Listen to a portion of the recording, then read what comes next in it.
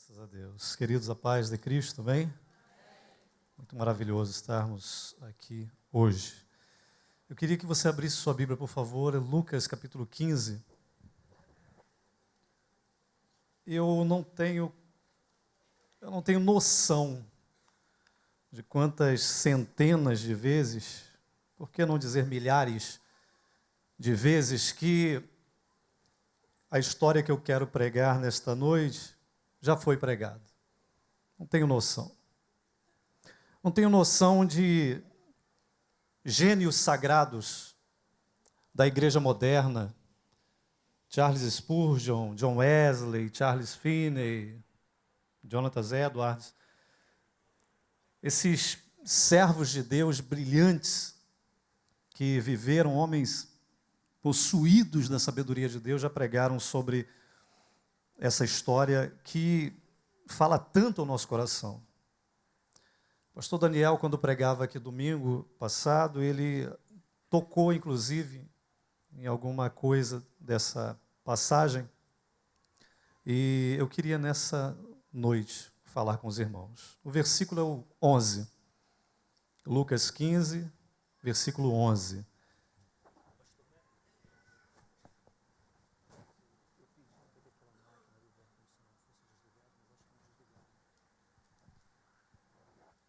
Diz assim a palavra, na versão NVI. Jesus continuou: um homem tinha 2 filhos. O mais novo disse ao seu pai: Pai, quero a minha parte da herança. Assim ele repartiu sua propriedade entre eles. Não muito tempo depois, o filho mais novo reuniu tudo o que tinha e foi para uma região distante e lá desperdiçou os seus bens vivendo irresponsavelmente. Depois de ter gasto tudo, houve uma grande fome em toda a terra naquela região. Ele começou a passar necessidade. Por isso foi empregar-se com um dos cidadãos daquela região, que o mandou para o seu campo a fim de cuidar de porcos. Ele desejava encher o estômago com as vagens de alfarrobeira que os porcos comiam, mas ninguém lhe dava nada. Caindo em si, ele disse: quantos empregados de meu pai têm comida de sobra, e eu aqui morrendo de fome? Eu me porei a caminho e voltarei para meu pai, e lhe direi: Pai, pequei contra o céu e contra ti. Não sou digno de ser chamado teu filho. Trata-me como um dos teus empregados. A seguir levantou-se e foi para o seu pai. Estando ainda longe, o seu pai o viu e, cheio de compaixão, correu para o seu filho e o abraçou e o beijou. O filho lhe disse: Pai, pequei contra o céu e contra ti. Não sou mais digno de ser chamado teu filho. Mas o pai disse aos seus servos: depressa, tragam a melhor roupa e vistam nele. Coloquem um anel em seu dedo e calçado nos seus pés. Tragam um novilho gordo e matem-no. Vamos fazer uma festa e alegrarmos. Pois este meu filho estava morto e voltou à vida. Estava perdido e foi achado. E começaram a festejar o seu regresso. Amém e amém, Jesus. Pai eterno, em nome de Jesus, temos lido a Tua palavra e pedimos agora, de forma especial, a Tua inspiração, a Tua capacidade, o mover do Teu Santo Espírito. Ó Deus, fala conosco e dá-nos a Tua bênção nesta noite, em nome de Jesus. Amém. Como eu disse, tantas e tantas mensagens já pregadas sobre esse texto, mas Deus, ontem à noite, quando eu fui informado de que pregaria hoje aqui, Deus me deu uma série de coisas que eu anotei interessantes sobre esse texto, sobre essa história, sobre essa pessoa em especial, que é o filho que foi embora. E ele foi viver a vida do jeito dele. O que ele queria era viver a vida do jeito dele. Aí surge a questão: provavelmente esse filho talvez estivesse entediado. Possivelmente ele tivesse, então, inveja daqueles que estavam lá fora. Ou, de repente, pela fantasia de pensar que viver uma vida sem regras seja a melhor coisa do mundo. A verdade é que este moço, este filho, ele simplesmente olhava mais para fora do que para dentro. E isso é um perigo muito grande. quando eu olho mais para fora do que para dentro, eu posso ter uma ilusória impressão de que as coisas lá fora são mais alegres do que as daqui de dentro. E eu quero afirmar para os irmãos que o mundo tem muito menos alegria do que apresenta ter. Só que nós temos um inimigo que faz de tudo para deixar isso embaçado e não permitir que alguns crentes, imaturos na fé, sejam vencidos por suas ofertas. Nesta noite nós vamos falar então de um moço, de um filho, que achou que tinha maturidade suficiente para administrar hoje uma herança que só lhe seria dada amanhã. Você sabe que hoje é hoje e amanhã é amanhã. Deus não troca a ordem das coisas e nem erra no seu cronograma. As coisas que são para amanhã serão para amanhã. As coisas que são para hoje, Deus te fará vivê-la hoje. Porque ao amanhã vai demandar determinada maturidade que eu não tenho hoje. Esse moço, ele foi tomado por essa impressão. Ele achou que tinha maturidade para viver hoje o que deveria ser vivido amanhã. Tem tanta gente ultrapassando ou pulando fases na vida, graças à ansiedade que tem tomado a sociedade, a humanidade de uma forma tão louca. Mas tantas pessoas têm tido, então, esse ímpeto de querer que as coisas aconteçam logo e depressa na sua vida. Só que eu devo dizer a você que, mais uma vez, você tem um Deus que não erra em cronograma. E hoje, talvez você tenha necessidade de ter coisas que estão programadas para amanhã, mas eu vou dizer para você que o melhor de tudo isso que você está vendo, de tudo isso que você gostaria que acontecesse hoje, o melhor só pode ser vivido no momento certo. E só quem sabe o momento certo é Deus. Porque por mim, por você, nós viveríamos todos os prazeres que nós pudéssemos viver. E sabe qual seria o resultado disso? Um vazio existencial. Porque o que te faz andar ainda, o que te dá gosto pela vida, o que te faz levantar de manhã e desafiar as coisas, sabe o que é? É a necessidade de conquista. É a necessidade de galgar ainda mais um passo ou outro. Imagine se nós tivéssemos todos os prazeres cumpridos na nossa vida. O que nós nos tornaríamos se nós tivéssemos uma vida onde pudéssemos escolher qualquer coisa? Nós vivemos num mundo de regras, e olha o estado que nós temos esse mundo.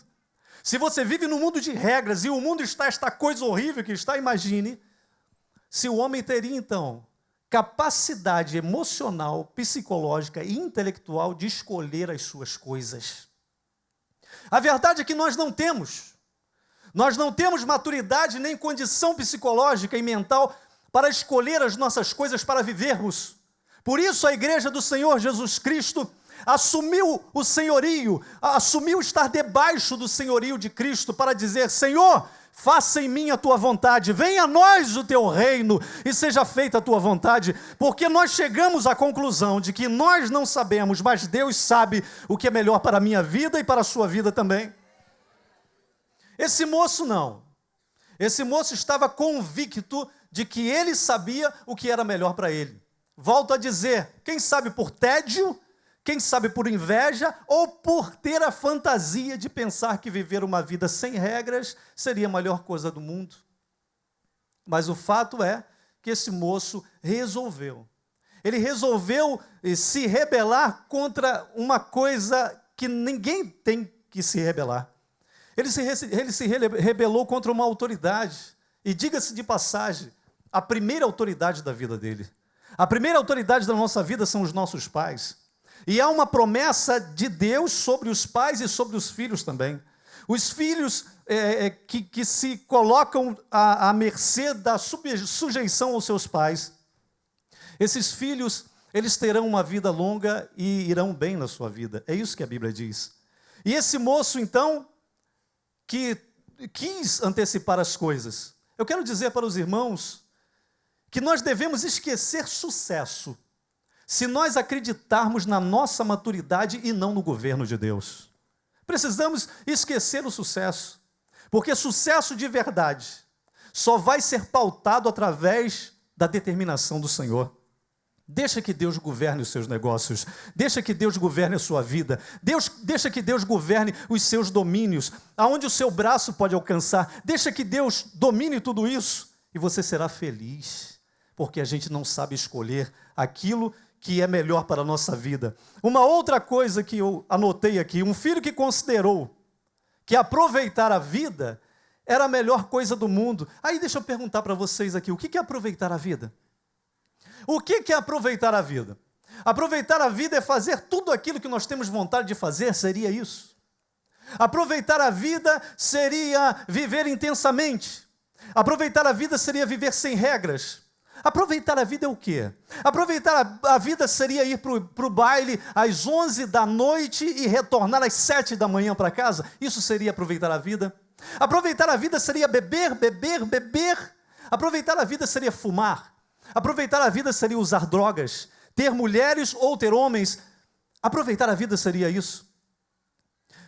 Se aproveitar a vida fosse isso, ninguém saía de lá e vinha para cá.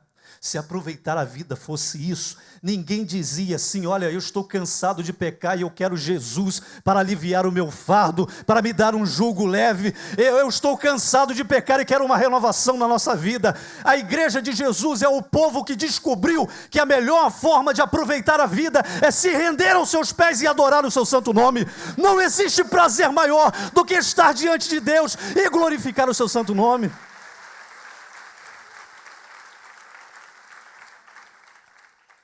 A igreja de Jesus descobriu isso. Por isso nós somos crentes. E por isso nós não queremos voltar. Por isso nós não queremos o lado de lá, o lado de fora. Nós queremos o lado de dentro. Porque aqui existe glória, aqui existe a presença do Senhor. Os crentes descobriram isso, que a melhor forma de se aproveitar a vida é servindo a Deus. Um filho que tinha um pai que não se oporia a nenhuma das suas decisões, por mais insensata que fosse. Esse filho aqui tinha um pai que não ia para a porta da casa e abrir os braços e dizer, aqui você não passa. Esse filho aqui tinha um pai que, se esse filho quisesse pecar gravemente, ele não entraria na frente desse filho e diria, você não vai pecar porque senão eu vou te agredir. Esse filho aqui tinha um pai que não ia se opor. E isso me faz lembrar, sabe de quê? Me faz lembrar de um Deus que não vai se opor a você. Um Deus que não vai abrir os braços na sua frente se você quiser ir embora. Isso me faz, então, lembrar de um Deus que não vai dizer para você ali, você não vai sair da minha presença, você vai ficar porque eu quero você aqui na minha presença e eu não deixo você sair. Se você sair, eu quebro a tua perna. Isso me faz lembrar de um Deus que qualquer um de nós que estamos aqui, se decidirmos dar as costas para a cruz de nosso Senhor Jesus Cristo, se dissermos que estamos arrependidos por professar essa fé bendita no sangue do Cordeiro, se dissermos para esse Deus que nos cansamos por causa da luta ou por causa da fúria de Satanás, e por isso vamos embora, o teu Deus não vai se opor à sua decisão. Você vai poder ir embora se você quiser. Você vai poder arrumar as suas coisas e ir embora se você quiser. Mas eu duvido se a tua vida terá paz de novo. Porque quem experimenta de Deus não consegue encontrar paz em nenhum outro lugar mais. Porque a paz de Deus excede a todo entendimento. Sabe o que é isso? Não existe nada que o mundo produza que seja capaz de equiparar o quilate da paz que Deus tem para dar para o seu povo. O mundo não pode fabricar nada que possa gerar uma paz como essa. Nada. O teu Deus não vai dizer que vai te destruir se você sair dali para fora. Isso traz uma responsabilidade muito grande sobre os nossos ombros. Porque eu e você precisamos então vigiar muito mais. Porque o pecado tão de perto nos rodeia e pode nos envolver de tantas e tantas formas. Daí então a minha necessidade de me aproximar a cada dia mais de Deus, porque é de Deus que emana a força que nos mantém de pé. A gente precisa entender que é de Deus que emana a força que nos mantém de pé. Me enche de temor pensar que Deus não vai dar um grito para mim, assim como Ele não deu um grito para Eva. Porque durante todo o período da tentação, os olhos do Altíssimo estavam vendo, contemplando.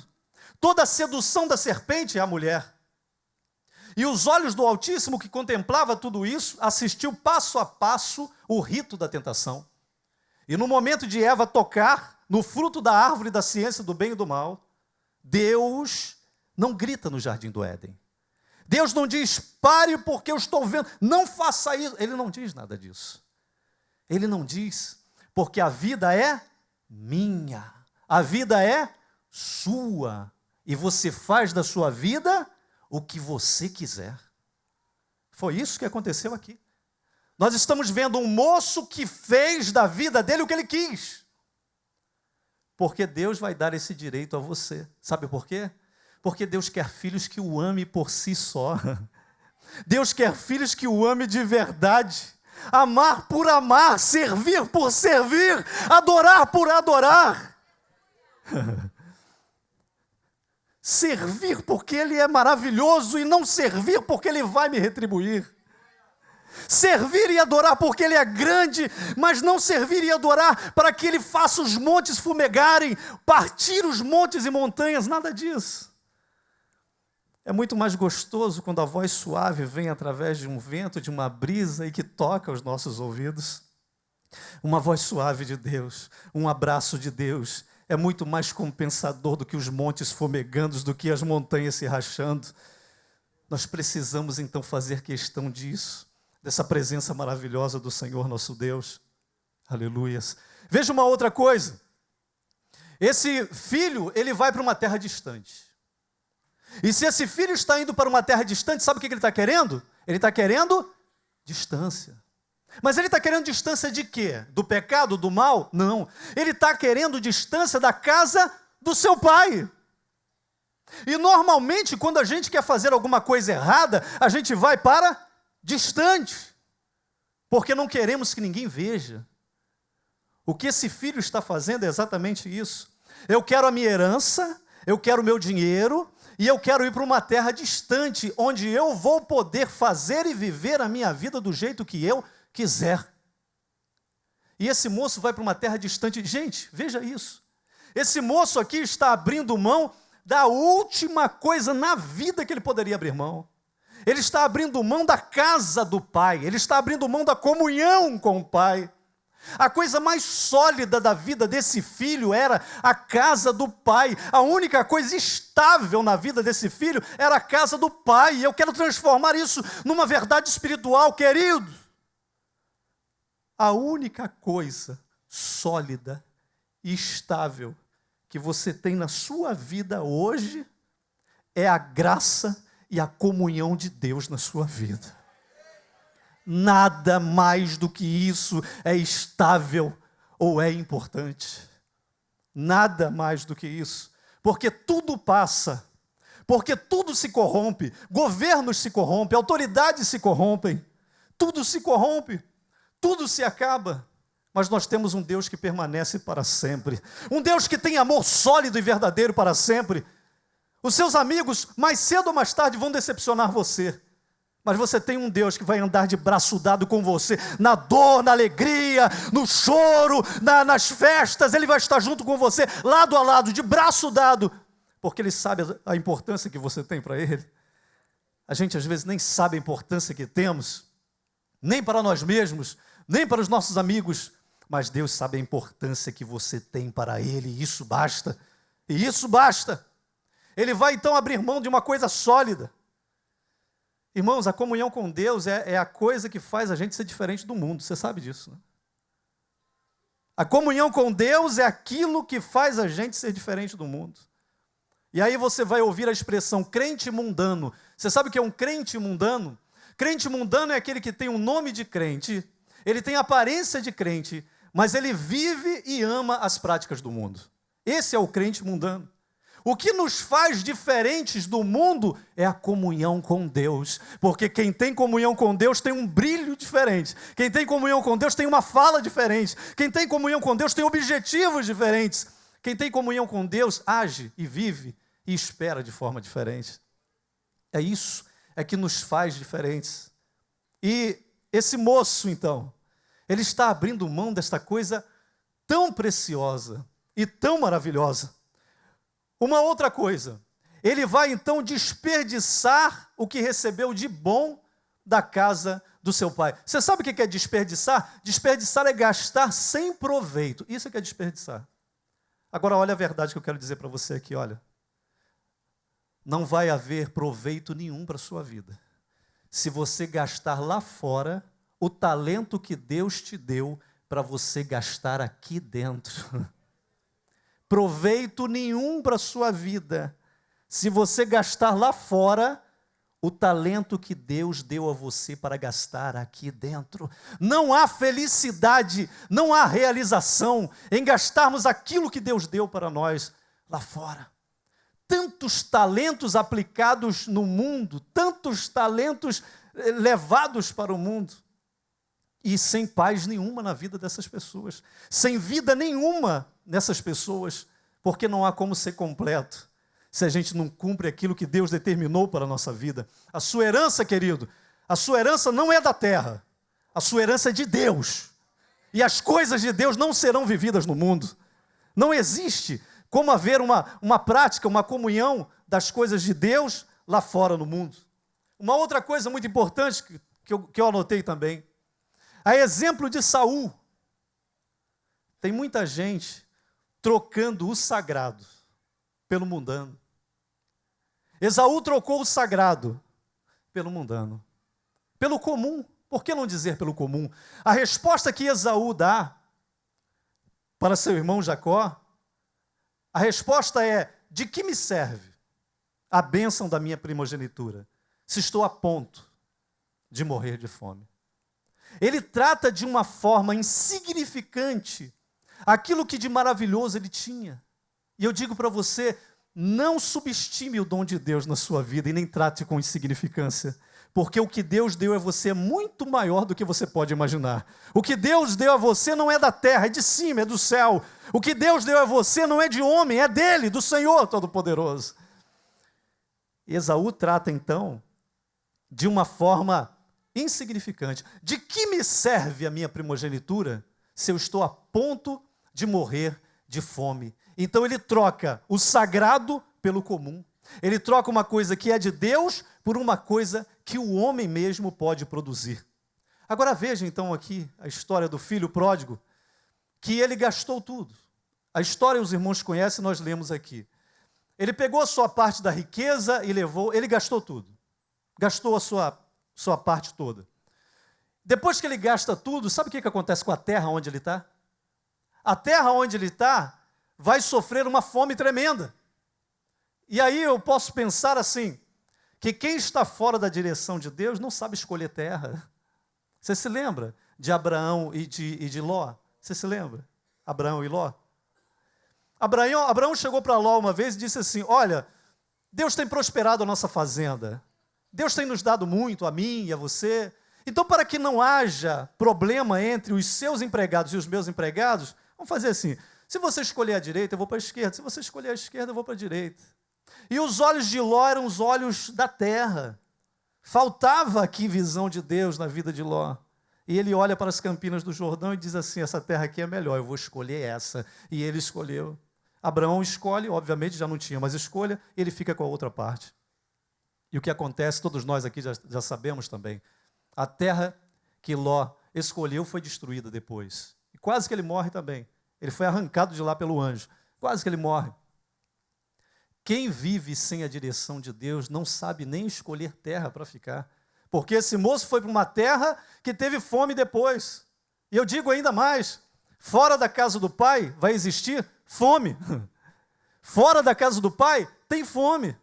Irmãos, nós somos tão bem-aventurados, porque esse culto que nós podemos fazer aqui livremente nessa cidade, existe um monte de crentes por aí afora, na Ásia e em tantos outros lugares, que precisam fazer cultos escondidos, mas a nós, brasileiros, a despeito de tantas e tantas dificuldades que temos assistido nesse país, Deus tem dado a nós uma virtude muito maravilhosa. É a capacidade de chegarmos numa cidade como essa, violenta e tão problemática, mas podemos abrir o peito e dizer: glorificamos a Deus, louvamos o teu nome, bendizemos ao Senhor, somos felizes pela obra da cruz, ó Deus, nós te recebemos. Enfim, nós podemos fazer isso, porque a nós Deus concedeu esse privilégio maravilhoso. Aqui não tem fome, aqui não tem falta de pão, porque o pão que há neste lugar, nesta casa, é um pão que vem do céu, é a palavra de Deus para as nossas vidas. Não vai alimentar o nosso estômago, mas vai alimentar a nossa alma. Não vai alimentar o nosso espírito de forma poderosa. Porque a comida de Deus é espiritual. A comida de Deus é maravilhosa para a nossa vida. Esse moço então vai passar fome. Você sabe por que tem muita gente que não é feliz aqui dentro da casa do Pai? Sabe por quê? Porque eles estão aqui dentro, mas com os olhos lá fora. Assim como foi com aquele filho pródigo. Tinha tudo em casa, mas os olhos estavam do lado de fora. Os olhos estavam assistindo as coisas que estavam acontecendo do lado de lá. E aí o filho pródigo começa a ter uma sensação de desvantagem. Ele começa a ter uma sensação de que ele poderia estar vivendo outras coisas tão interessantes quanto a que ele estava vivendo, e por isso ele quis fazer uma experiência. Mas a gente entende, então, que muita gente não é feliz dentro da casa, porque os olhos estão do lado de fora. Eu quero convidar você nesta noite a se encher de tudo aquilo que Deus separou para nós que estamos aqui dentro. Eu quero convidar você a se encher de tudo isso que a graça de nosso Senhor Jesus Cristo trouxe para nós, para tornar abundante a nossa alegria e para tornar abundante a nossa paz. Eu quero convidar você a se entregar totalmente a Deus e mergulhar nesse evangelho maravilhoso. Porque aquele que não se entrega de forma completa ao evangelho de nosso Senhor Jesus Cristo, ele não vive bem aqui dentro e não vive bem lá fora também, porque o mundo sabe que você não é de lá, você é de cá. E por isso, você não é bem recebido lá fora. A gente tem que abraçar esse evangelho, porque nós somos aqui de dentro, nós somos da casa do Pai, nós não somos lá de fora. Agora vejam só então o que aconteceu. Esse moço depois, nós lemos a história, mas esse moço depois que ele perde tudo, e a terra onde ele está entra em fome, e isso traz com certeza uma insegurança muito grande para ele, no sentido de que a sua própria vida então agora entra em risco, porque ele pode morrer. Ele arranja um trabalho, ele vai trabalhar, e ele vai trabalhar cuidando de porcos. A Bíblia diz que ele desejava comer a comida daqueles porcos. Tamanha era a sua miséria. Veja o que vai acontecer então. Eu anotei aqui 5 passos da restituição do filho pródigo. O primeiro passo da restituição do filho pródigo foi que ele caiu em si. Primeira coisa, ele caiu em si. Infelizmente, muita gente só cai em si depois que perdeu tudo. E eu quero dizer para você assim, olha, vamos servir a Deus mesmo no tudo, sem perder. Vamos servir a Deus quando a gente está com saúde. Vamos servir a Deus quando nós estamos com dinheiro. Vamos servir a Deus quando está tudo bem lá em casa. Vamos servir a Deus quando está tudo bem na igreja. Vamos servir a Deus quando está tudo bem no trabalho. Vamos servir a Deus, não vamos esperar perder para cair em si e buscar o Senhor. Aquilo que Deus tem dado a você, a sua vida, eu te desafio, querido, a que você viva de forma intensa, poderosa, verdadeira, animada. Diga para a tua tristeza e para o teu desânimo que Deus tem dado a você mais do que você merece. Nós viemos a este mundo sem nada e nós temos alguma coisa. Nós temos ainda mais do que isso, mais do que o mundo pode nos dar, mais do que o dinheiro pode nos dar. Nós temos uma esperança de uma vida eterna. Nós temos a esperança de uma eternidade gloriosa diante de Deus. Temos a esperança de um Cristo ressurreto, a quem encontraremos um dia na nossa vida. Temos esperança de uma eternidade maravilhosa. Nós temos mais do que aquilo que o dinheiro pode produzir para nós.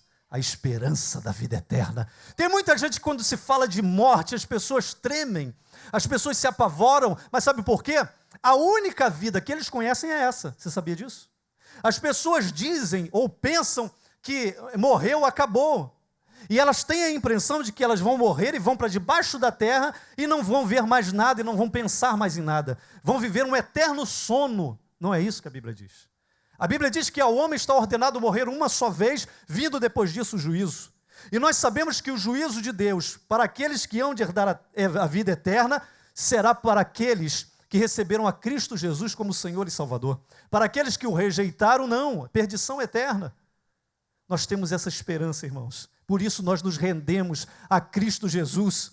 Por isso nós confiamos no seu sangue vertido na cruz do Calvário. Por isso que nós nos rendemos a Ele. Porque nós então enxergamos nele a porta de escape para a nossa vida. E por causa dele, nós temos direito à vida eterna. Por causa dele. Então, infelizmente, muita gente só vai cair em si depois que perde tudo. Não espere perder tudo, querido. Sirva a Deus agora. Lamentavelmente, quando estamos no leito de um CTI, a gente começa a pensar em um monte de coisa que a gente poderia ter feito. E no leito do CTI, dezenas de centenas de votos são feitos. Se o Senhor me tirar daqui, eu farei isso. E eu farei aquilo outro. Algumas pessoas são agraciadas por Deus e saem de lá. E podem fazer aquilo que prometeram ao Senhor fazer. Mas outras pessoas não vão sair de lá. Outras pessoas não vão ter essa oportunidade. E exatamente nessa hora, a gente fica pensando, eu tinha saúde e eu não fiz. Eu morava perto da igreja, mas eu não tinha interesse pelos cultos da igreja. Eu tinha minha saúde para andar com disposição, mas eu não me envolvi em nenhum trabalho da igreja. Eu tinha até um certo talento, mas não me interessava, porque o que eu queria era receber, o que eu queria era estar ali como um espectador apenas. Quando a gente está nesse momento da nossa vida, de total falta de esperança, a gente começa a se arrepender de um monte de coisa que a gente poderia ter feito e que não fez. Mas em nome de Jesus, nesta noite, nós vamos olhar ao nosso redor e enxergar que o Senhor tem nos dado coisas grandes e maravilhosas na nossa vida. E nós vamos agradecer a Deus por isso. Bendito seja o nome do Senhor nosso Deus. Veja a segunda coisa, o segundo passo para a restituição do filho pródigo. Ele se lembra dos empregados do seu pai. E diga-se de passagem, eram empregados dele também. Os empregados do pai dele eram empregados dele também. E ele lembra desses empregados, e agora ele vai enxergar uma coisa. Ele vai enxergar o quão alto ele estava. Ele vai enxergar o quão alto ele estava. Só quem cai é que sabe a altura em que estava. Mas deixa eu antecipar aqui para você. Você não precisa de cair para saber que está em lugares altos. A Bíblia diz assim que Deus nos fez assentar nos lugares celestiais em Cristo Jesus. Isso significa que nós estamos assentados ao lado de Deus, exatamente onde Jesus está assentado. Acima de toda autoridade, acima de todo principado. Deus fez Jesus assentar à sua destra, e a Bíblia diz que nós estamos assentados com Cristo. Se Cristo está assentado à destra do Pai, e o Pai nos fez assentar em Cristo Jesus, então nós estamos também assentados à destra de Deus, bem próximos de Deus. Isso é um privilégio muito maravilhoso, porque agora o crente, ele não precisa de fazer sacrifícios extraordinários. Agora, se o crente cochichar, o Pai vai estar ouvindo. Se o crente cochichar, Deus vai estar sabendo o que ele está cochichando. Se você pedir baixinho, Ele vai saber o que você está pedindo, porque você está próximo demais de Deus. Eu e você estamos próximos demais de Deus, por causa da cruz do Calvário. A cruz fez isso conosco. A cruz fez isso com a nossa vida. A terceira coisa, ele lembra da abundância da comida. E olha que coisa interessante. Uma pessoa, por exemplo, que está vivendo esse momento que o filho pródigo está vivendo, ele dorme e ele sonha exatamente os arquivos de memória que ele tinha antes. Ele vai sonhar, sabe com o quê?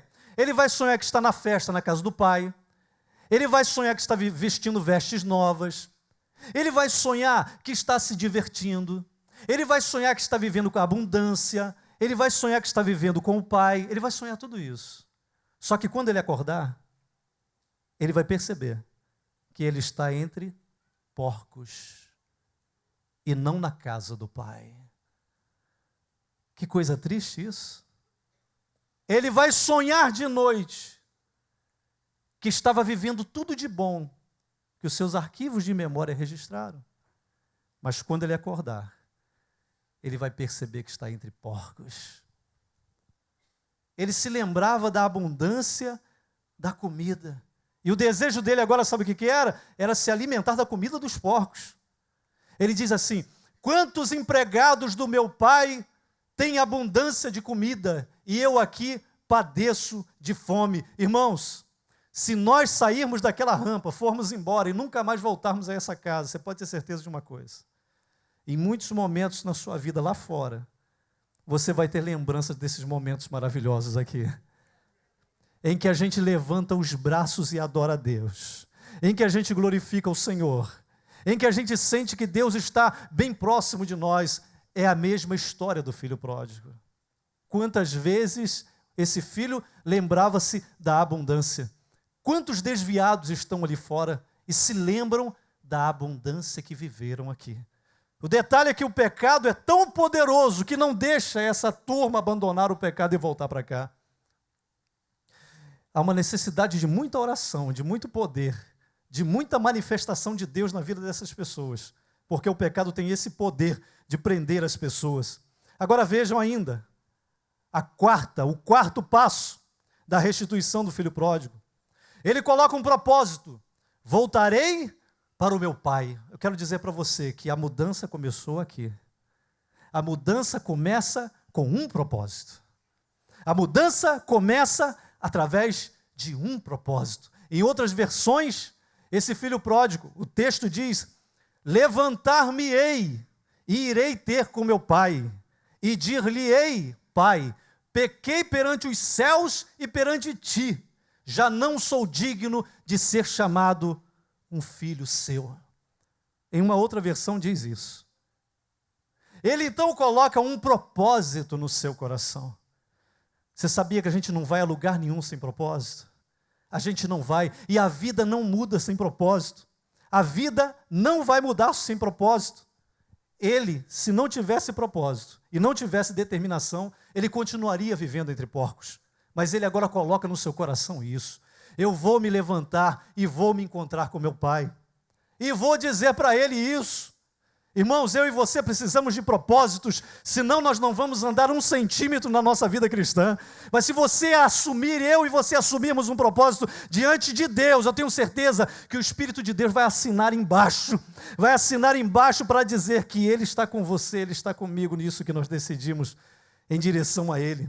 E o quinto passo da restituição do filho pródigo: ele cumpriu o seu propósito. A gente tem que sair da teoria e entrar na execução. A gente tem que sair da teoria e entrar na execução. Porque senão as coisas permanecerão da mesma forma.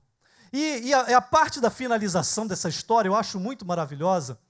E tem alguns traços e alguns sinais muito importantes. Olha a recepção, como é que foi. Depois que esse moço foi lá, depois que ele foi a caminho da casa do seu pai, o seu pai avistou ele de longe.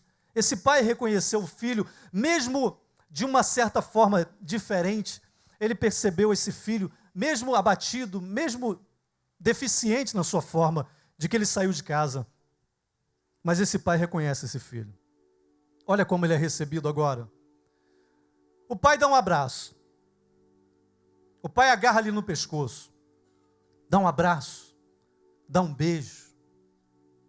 O que eu acho mais interessante é que esse moço não fala nada ainda. E o pai já começa a tomar umas providências. E a primeira providência que o pai vai tomar é essa: tragam uma roupa. Você sabe o que é roupa? Roupa na Bíblia vai falar de vestes espirituais. Roupa na Bíblia vai falar de mudança de caráter. E eu quero dizer que todo mundo que sai lá de fora, todo mundo que sai desse mundo, todo mundo que vem em direção a Deus, caído, destruído, manchado, marcado, sujo, rasgado pelo pecado, todo mundo que sai de lá de fora e vem para cá, a primeira coisa que o Pai Celeste vai fazer é trocar a roupa.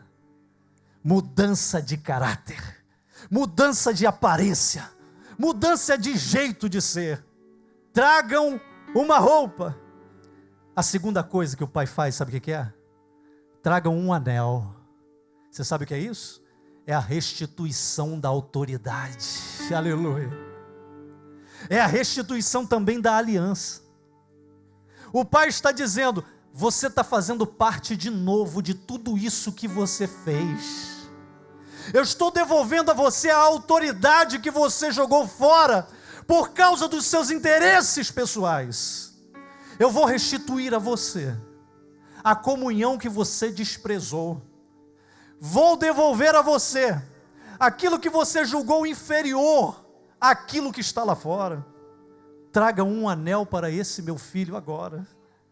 Traga um anel e coloca no dedo dele. Todo mundo vai saber que ele voltou. Todo mundo vai saber que eu não desisti dele como meu filho.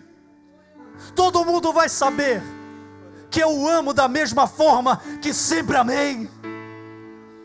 Bota um anel no dedo dele.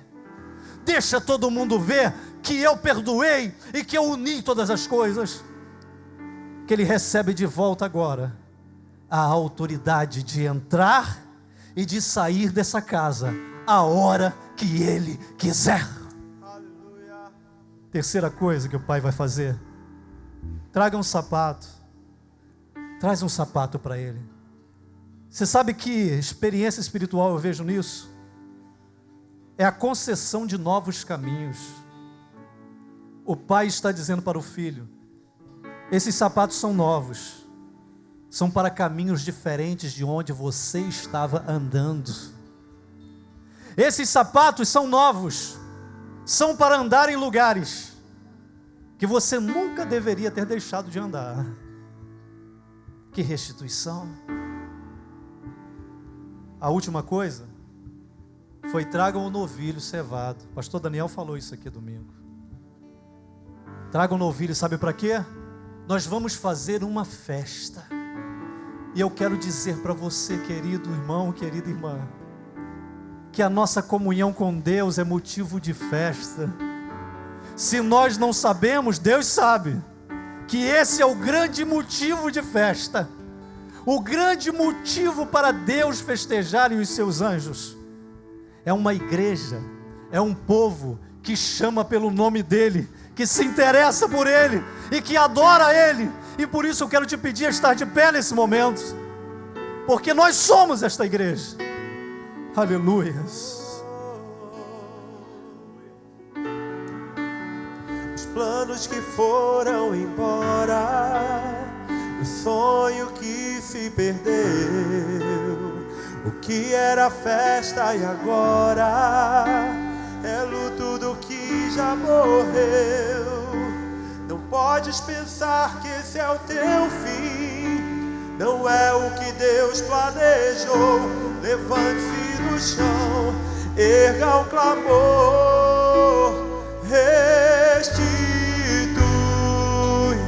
Eu quero de volta o que é meu. Sara-me e põe teu azeite em minha dor. Restitui e leva-me às águas tranquilas. Lava-me e refrigera minha alma. Restitui.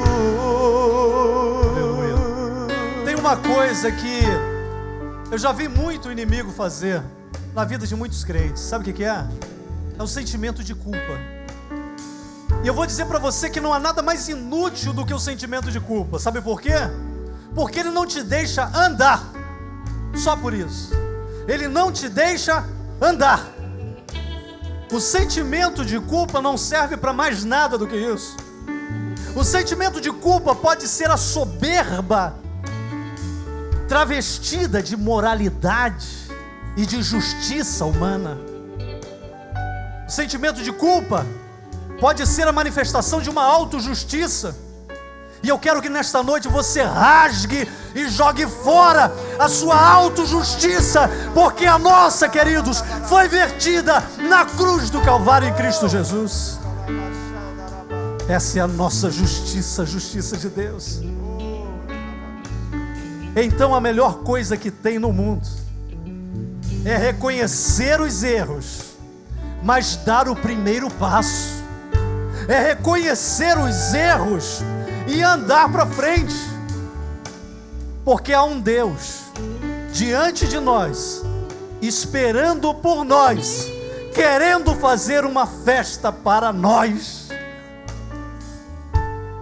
E eu já vi muito isso.